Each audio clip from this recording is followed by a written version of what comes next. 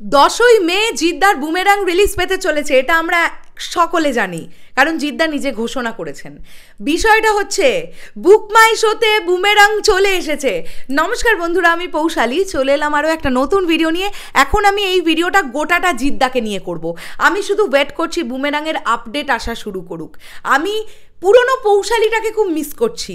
মানে আমি নিজে যে পরিমাণ লাফিয়ে ঝাঁপিয়ে জিদ্দার খবর করতে ভালোবাসি, আমি করতে পারছি না, কেননা আপডেট কম আসছে।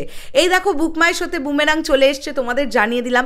এবং এখন এই ভিডিওটাতে আমরা কমপ্লিটলি জিদ্দাকে নিয়েই কথা বলবো, সেটা যতটুকুনি ভিডিওই হোক না কেন।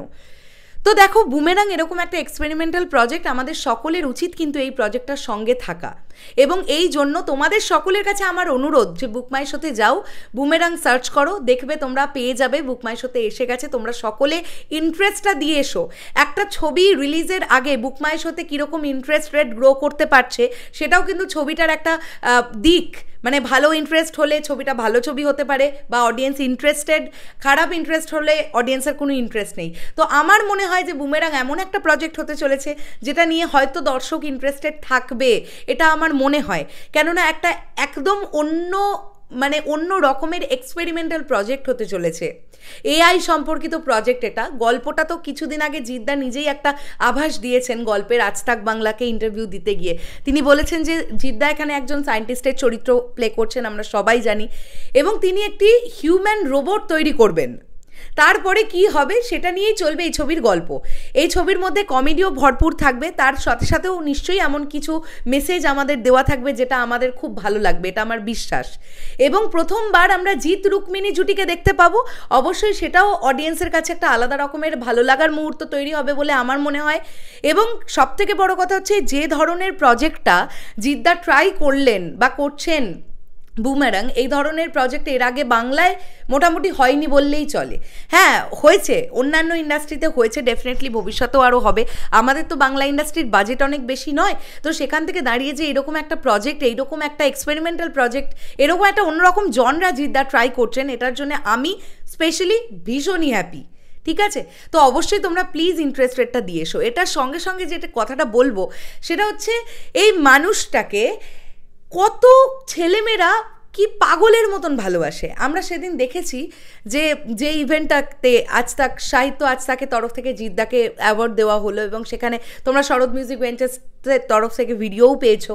তো সেখানে আমরা দেখতে পেয়েছি আত্রেই বলে একটি মেয়েকে, যে একবার জিদ্দারকে সামনে থেকে দেখা বা তাকে একবার ছুঁয়ে দেখার জন্য হাউমাউ করে কাঁদছে, এবং মেয়েটি ভাইরাল হয়েছে, মেয়েটিকে নিয়ে নানান পোর্টালে খবর বেরিয়েছে। এবং সেইখানে যখন মেয়েটি হাউ করে কাঁদছে, মানে তার লিটারালি হাত ফাত কাঁপছে, মানে সে বোঝাতে পারছে না।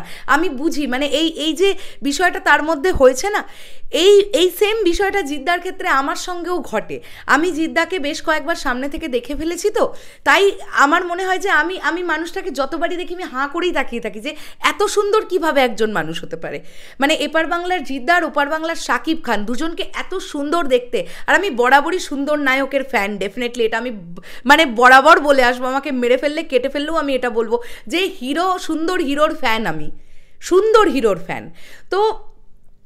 তো তার সেই ব্যাপারটা, তার যে এক্সপ্রেশন, সে যেটা বলার চেষ্টা করছে, এবং সেখানে জিদ্দা তাকে যেভাবে সান্ত্বনা দিচ্ছে, প্রথমে বললেন কেঁদে নাও, তারপরে বললেন আর কেঁদো না।